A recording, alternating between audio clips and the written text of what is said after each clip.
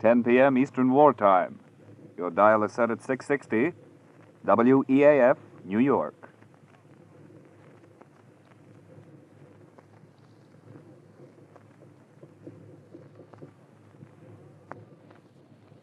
Rinso, R-I-N-S-O, Soapy Rich Rinso presents Boston Blackie, starring Chester Morris.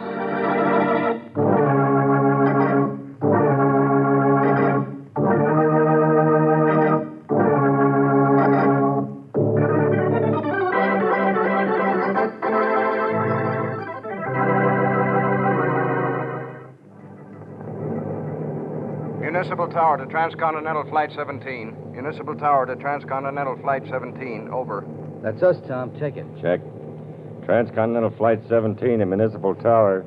Flight 17 to Municipal Power. Over. Police instructions. Check and see if you have male passenger occupying seat 24. Passenger occupying seat 24. Wanted by police. Over. I'm just checking my list, Joe. Yep, we got a man in 24. I'll tell him. Municipal Tower. We have a man in seat 24.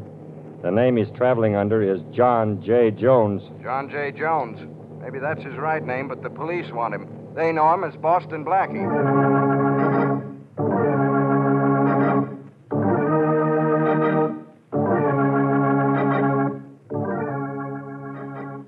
Maybe you've met Boston Blackie before on your local movie screen. In case some of you haven't, I think you'll soon be fast friends of his.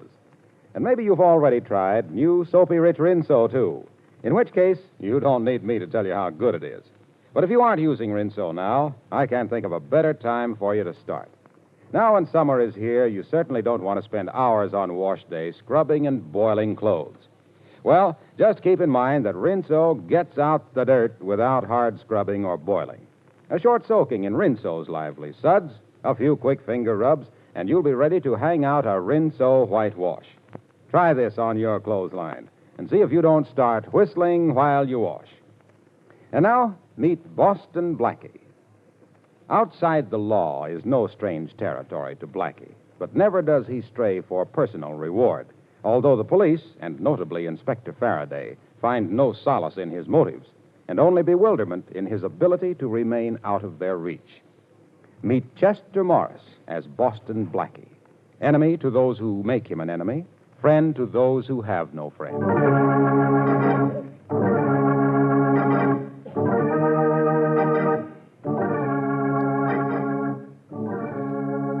You Chicago police have been very cooperative. Thanks a million. Glad to help you, Inspector Farraday. When we send a man to New York, you can return the favor. Glad to. Anytime, Captain.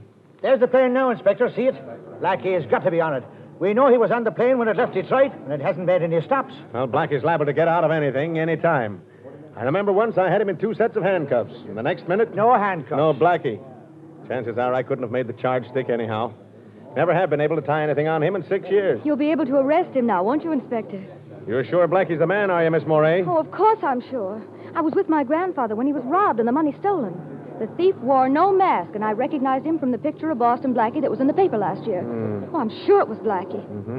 Why do you keep asking me if I'm sure? I just wanted to be certain, that's all. I've been waiting to get a witness to make a positive identification for a long time. Oh, here comes the plane now. Do you think he'll have the money with him? I can't wait until I get my hands on it. There's lots of money in this world, Miss Moray. What I can't wait to get my hands on is Boston Blackie.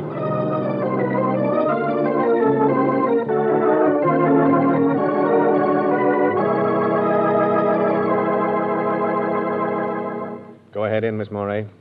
I've been keeping Blackie in my hotel room here until our plane leaves for New York. Talk to him yourself. I can't get anything out of him. Go ahead now. Monahan's in there guarding him, and I'll be right here outside the door. All right, Inspector Farraday. Blackie always was a soft touch for a girl. Here's hoping you get something out of him. Oh, Inspector, you'll never know how important it is to me that I do. Hello? He won't say a word, miss. Just sits there like he did all the time the inspector was questioning him. Oh, I'll try. Blackie? Boston Blackie, would you talk to me? About business or pleasure? Maybe a little of both. Detective Monahan, could Mr. Blackie and I go over in the corner and talk? No, sure. I don't know why not. I'll stroll over to the window. Would you please come over here with me, Blackie? Why, sure. I've been waiting for a chance like this to have a little chat with you, Miss Moray. You identified me as the man who stole $10,000 from your grandfather. Yes, I did. You know, you never saw me before in your life, Miss Morey. I wish I had. Then I wouldn't be in such desperate trouble now. You're in trouble. You had me arrested because you're in trouble?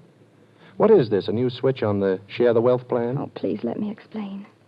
From what I've heard of you, Blackie, you're the only man living who can help me. But I had no idea of where or how I could reach you. Oh, so you made up the story of my stealing your grandfather's money, huh? Yes, I did. I knew the police could trace your movements where I couldn't. And I knew you could get away from Inspector Farraday once I'd seen you. Well, thanks for the confidence. The very worst, I could have said I was mistaken in the identification, and then they would have had to let you go. Only by then it would be too late. Say, look, let's get organized. Too late for what? To recover the diamond that was stolen from me. You've got the wrong boy, lady. If a diamond was stolen from you, let the police get it back. They're in that business. But that diamond, Blackie, the rest of my life depends on it. I must have it back by tomorrow night. Oh, please help me. Well, with these handcuffs on and 2 New York detectives guarding me, I couldn't be of very much help to anybody. But those handcuffs, haven't I heard that you can get out of them whenever you want to? Yes, but I've got to want to first. Oh, I'm sorry. I'm more than sorry. I'm miserable. I knew I had to reach you, and I just messed up everything.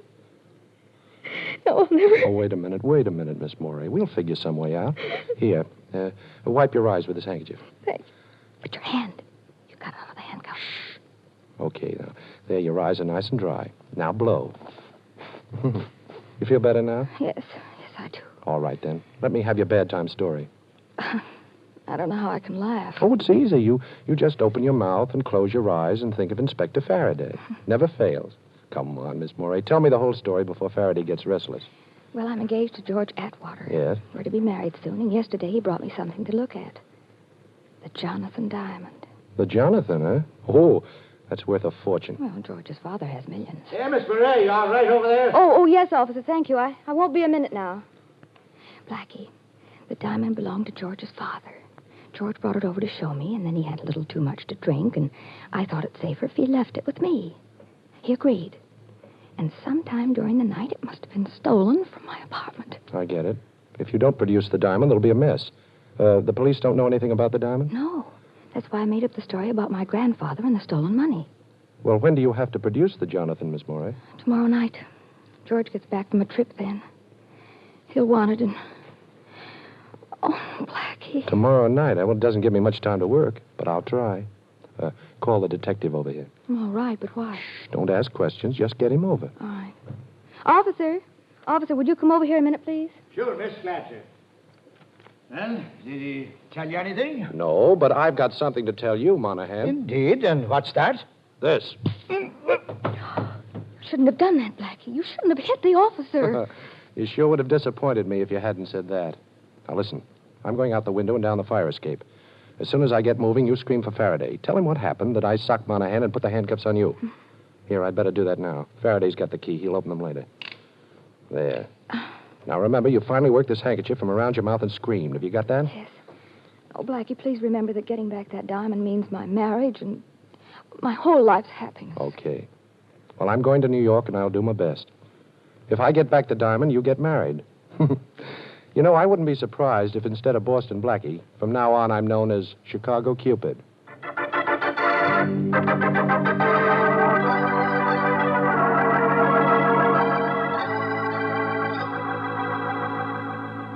Shorty, listen. When a piece of ice like the Jonathan diamond is lifted, somebody's got to know something about it. Look, Blackie, I've been out all night on it. Nobody knows nothing. All I could pick up was that a fella named Atwater owns it. None of the boys would touch it. That is, except Duke Walton. I'm telling you, it's as hot as a pistol, but Duke's been bragging that he'll grab it one of these days. Yeah? Well, where can I find him? Well, I checked that, too. He's out of town. That's definite. Yeah, he's been gone a week. Now, look, boss, why don't you lay off? Shorty, I promised to get that diamond back. I chartered a plane out of Chicago last night after breaking out of that hotel room. Young Atwater isn't due back in town till tonight, so I still have a little time. I'm going to waste some of it on a visit to the Atwater house. Ain't you a little out of your class up there, Blackie? You know they got an awful lot of dough, those Atwaters. You know something, Shorty?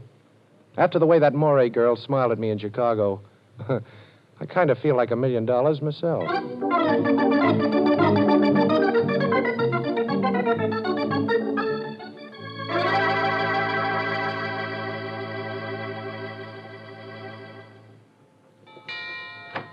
Yes, sir? I'd like to see Mr. Atwater. Who shall I say is calling, please? Mr. Jones, Mr. John J. Jones. Mr. Atwater doesn't know me, but you can say it's about his son. About Mr. George Atwater, Jr.? That's right. He's in, sir. Would you like to see him? George is in? Well, I certainly would like to see him. When did he get back? A little while ago, sir. He returned earlier than we expected. Come this way.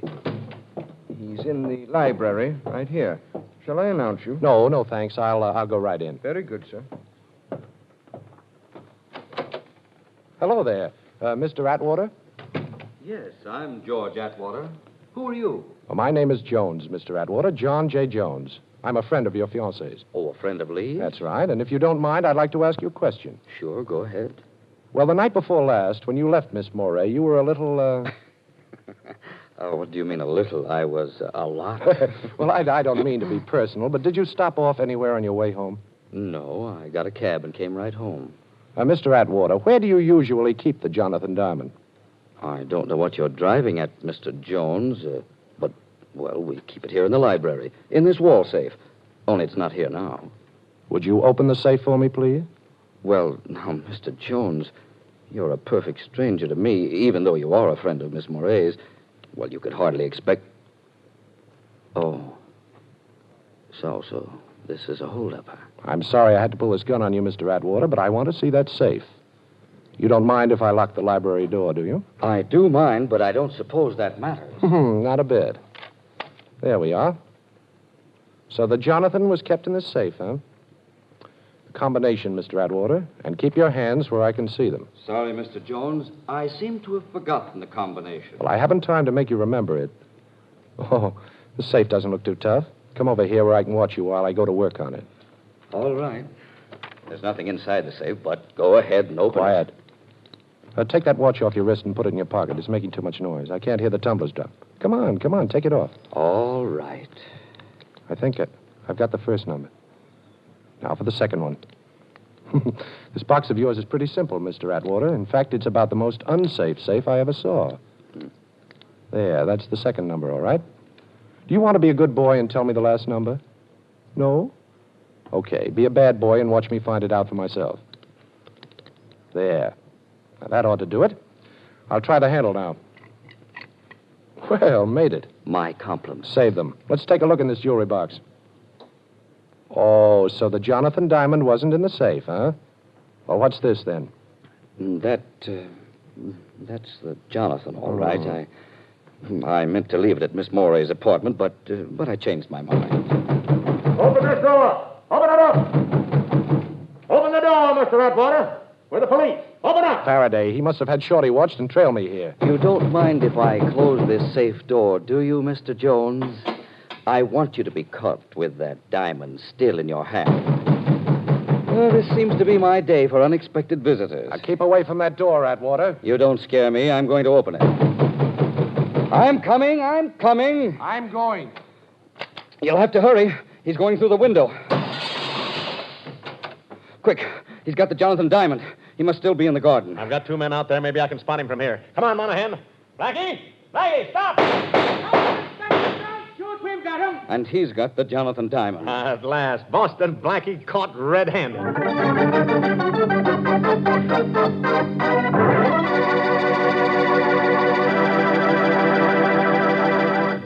Well, it does look as though Blackie is in for it now, but I have a hunch there's still plenty of action coming up. And shifting from Blackie to Whitey, that is Rinso White, I'd like to tell you about a completely different kind of action, the kind you get with Rinso suds in your washer. Yes, those Rinso suds are so peppy and lively, they get your clothes sparkling white and bright with as little as a 5-minute run per load. And when I say sparkling white, of course I really mean exactly, Rinso White. And there's no better way than that whistle to describe the special kind of white Rinso gets your clothes. That's because Rinso gets out more dirt. Simple, isn't it? No wonder Rinso is the only soap recommended by the makers of 33 leading washers. And, of course, a short run is not only easy on your washer, it's easy on your clothes, keeps them new-looking longer. So next wash day, do yourself a big favor. Whistle up a Rinso White, Rinso Bright wash. And now, back to the adventures of Boston Blackie, starring Chester Morris.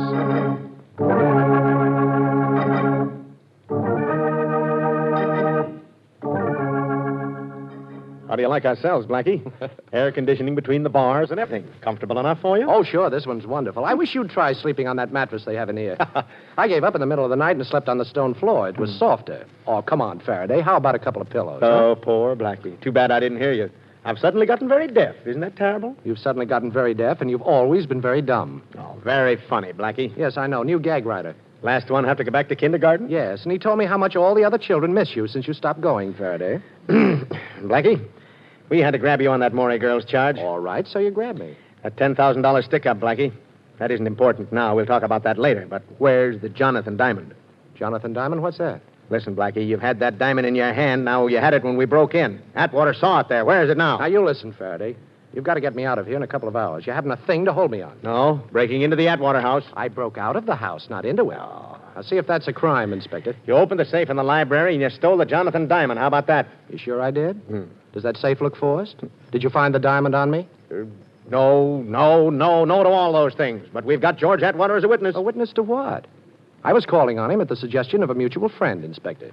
We were having a chat when somebody started to pound on the door. I got scared and jumped through the window. You know, things like that happen, Inspector. People get scared and they jump. Blackie, I'm telling you this man to man, we've got a case against you. Atwater's word against yours that you robbed his safe. And slugging Monahan in Chicago. The Morey girl's testimony that you robbed a grandfather. That'll add up to 10 years at least. Go ahead, Inspector. All right, I'll be honest, Blackie. Young Atwater screaming about his diamond. Says you had it 1 minute and we grabbed you the next minute, so it can't be missing. Only it is. All right, you tell us where you hid it and I'll get him to drop all charges. I'll even talk to the Morey girl to get her to go easy if you return her dough. Now, how's that? I don't know. Oh, you must have it stashed somewhere. Give me your word of honor to deliver it back to me today and I'll let you out. Your word's always been good with me, Blackie. Now, come on. Don't you want to get out of jail? Well, I don't know now, Faraday. It's kind of a nice jail. You know, air conditioning between the bars. Blackie, be a good guy. Okay, Faraday. As a favor to you, I'll come out. And you'll have your diamond back 2 hours after I leave here. But I'm not to be bothered during that time by the cops. You understand? Bothered? You'll be protected. And thanks a million, Blackie. That's all right, Faraday. I'll get plenty of satisfaction every time I remember you begging me to get out of jail.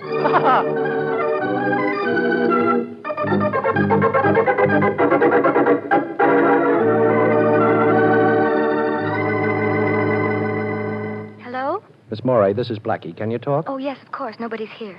Did you... Did I get the diamond? Well, yes and no, Miss Morey. Nobody ever stole it from your apartment. What? Atwater says he took it with him when he left you the other night. But that's impossible. He didn't. I know he didn't. I even looked at it after he left. Well, Miss Morey, will you meet me by the shrubbery alongside the library window of the Atwater house in exactly a half an hour? Well, all right, but what are we going to do? We're going to rob a safe, Miss Morey, with police protection.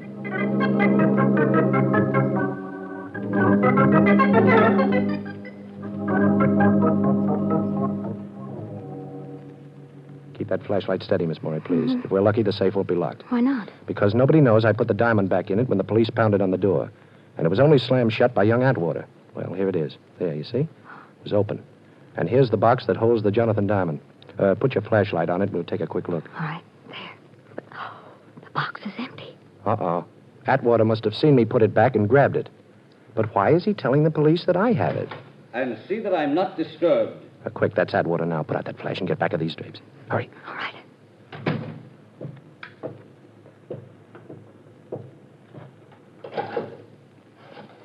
7, 6, 9. What are you doing, Black? I'm counting the clicks in the dial. 7, 3, 4, 2. Got it. Hello. This is George Atwater. I got your message, but why did you call me here after I... Well, I don't care about that. We made a deal. I don't owe you a dime anymore, and you got what you wanted. Well, you have to expect it to be hot for a while. And look, remember this. I'm washed up with you and that crooked roulette wheel of yours. We're all square. And if you call me here again, I'll turn you over to the police. Yes. If I hear of anybody who wants to buy it, I'll let you know. You'll what? Don't be foolish. Who'd believe that? Goodbye.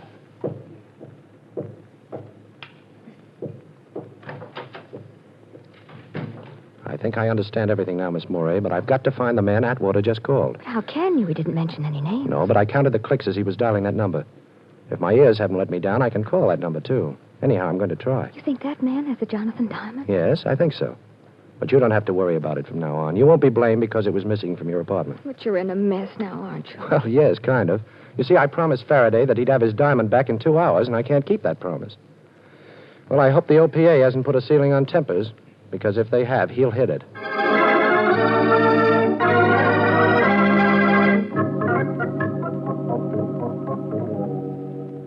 Hello?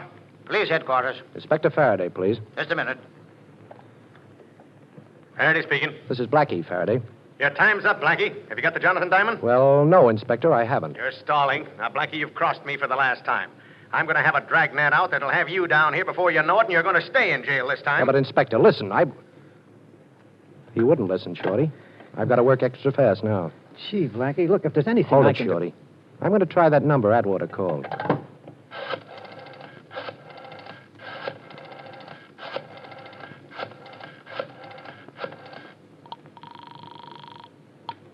Hello? Hello, Atwater told me to call you. Yeah? Who's this? I've got cash I'd like to trade in for something you've got. Atwater says that... Atwater says, huh? Okay. I'm in an old house, 632 West 100th Street. First door on the right as you come in. Get here fast and we'll talk business. Okay, bye. Worked, eh, Blackie? I don't know. It was a little too easy. Come on, Shorty. We're going up there to get Faraday his diamond. Unless his dragnet gets me first.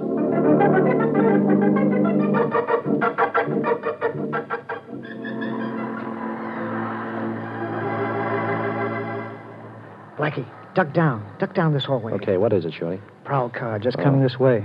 I never saw so many cops as we pass on the way up here. Never mind, Shorty. Stay flattened out against this door until it's time for what I told you to do. Yeah, okay, Blackie.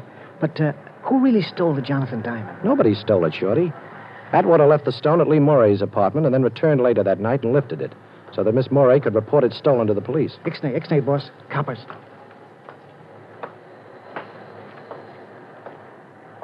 Okay, now. Look, boss, why did Atwater want the day reported? So he wouldn't be involved. This guy I called up, the one who lives in this building, has something on Atwater and wanted the diamond as his price for clamming up. Atwater had to get it for him, see? Oh, yeah, I get it. He stashed it in his own safe until he could reach this guy and turn it over to him. Only you opened the safe before he could do it. And he had to figure out a new story, huh, boss? Sure. All he had to tell the cops then is that he was afraid that Jonathan wouldn't be safe at the girl's apartment and that he went back in to get it. Oh. I thought it was pretty cute when I put the diamond back in the safe. But Atwater must have seen me. Well, wish me luck, Shorty. And don't forget what I told you to do. Yeah. Okay, boss. Quick. Come on, it's okay now. So long.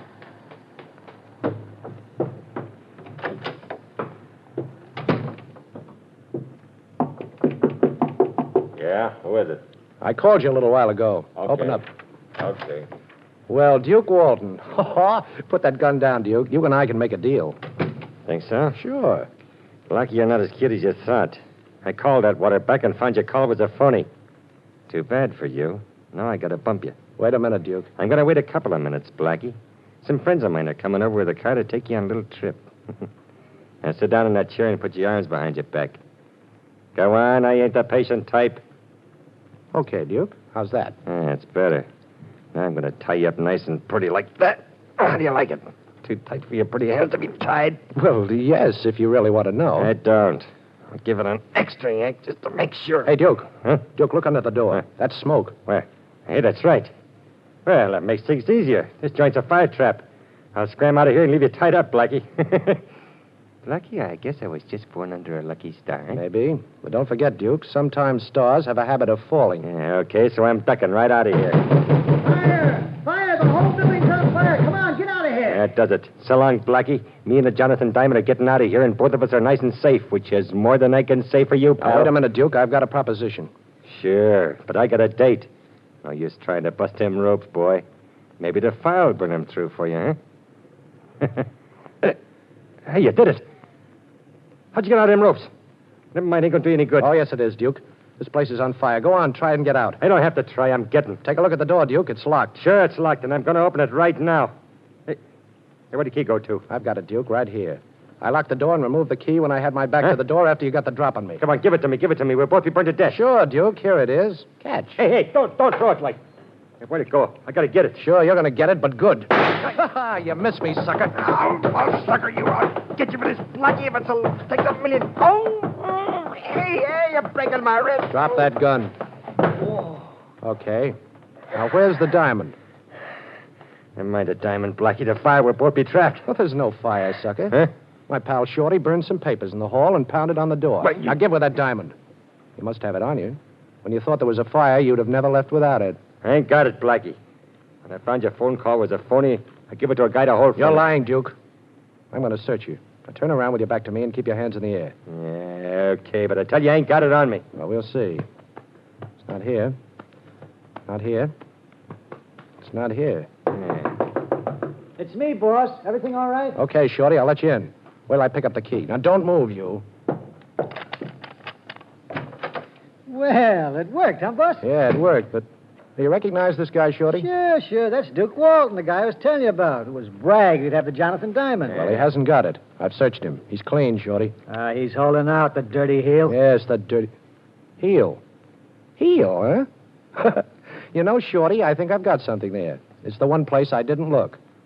Take off your shoes, Duke. Come on, take them off. Yeah, you win, Blackie. The ice is in my right shoe. There's a slide in the heel. The diamond's inside. Now, that's being very sensible, Duke. I'll just take the diamond out of that slot it's in and at the same time pull myself and Inspector Farraday out of a great big hole.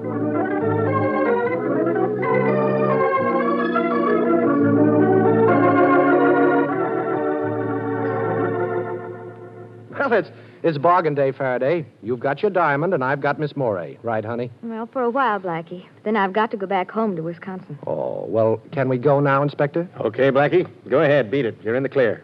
Only remember this. You make one slip, Blackie, and as sure as my name is Faraday, I'll be on your neck. You'll be on my neck, huh? Okay, Inspector, but before Miss Morey leaves for Wisconsin, I hope I'll have her there for a little while first.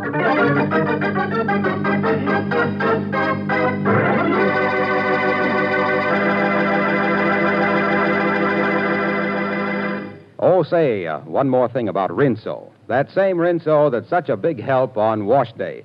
I'd just like to add that it's also a mighty big help 3 times every day at dishwashing time. Even your greasiest roaster is a cinch to wash in those rich Rinso suds. And, of course, Rinso's grand for all the soap and water jobs around the house. Walls, floors, woodwork, windows, tiles. They all come sparkling bright and clean with Rinso on the job. So get Rinso tomorrow for dishwashing, for housework, and for a wash that's...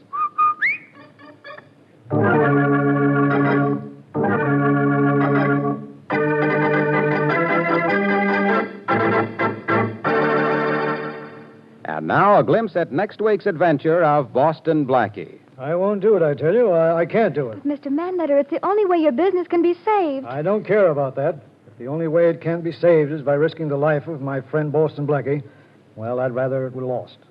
I won't ask Blackie to keep that appointment. I don't even want to know about it. All right, Mr. Manletter, if that's the way you want it. I'm going out and try to raise the money. You'll hear from me later, and remember, I don't want Blackie to hear about this. Hello, Mary. Get me Boston Blackie.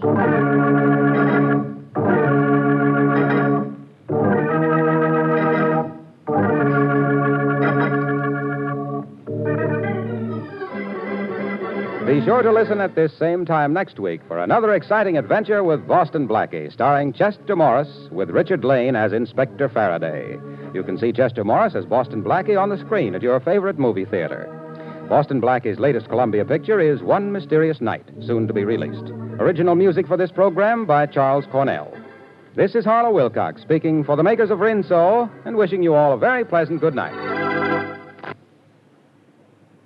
And don't forget, tomorrow, when you ask your grocer for the new Rinso, buy a cake of Lifebuoy at the same time. Lifebuoy's rich, purifying lather goes right after dirt and perspiration, leaves you feeling extra clean. So use Lifebuoy daily in your bath or shower. Remember, it's the only soap specially made to stop... This is the National Broadcasting Company.